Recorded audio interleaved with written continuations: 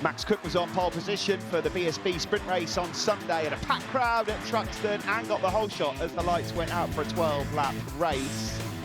However, there was a bit of an incident early on.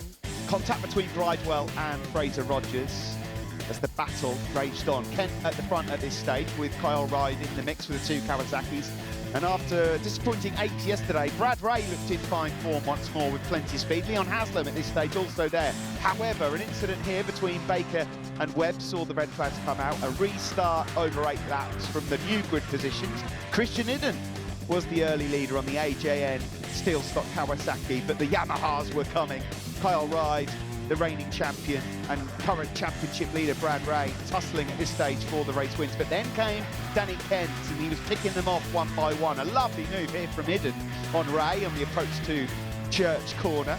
Leon Haslam and Max Cook were there to pick up the pieces if it went wrong as well.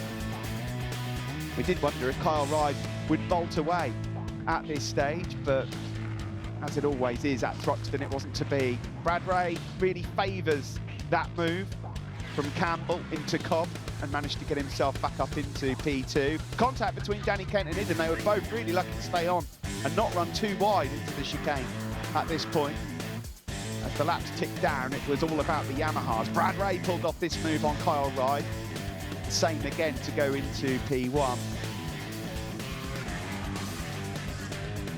However, the door was opened on the approach down into the chicane. Danny Kent making his move up into second spot.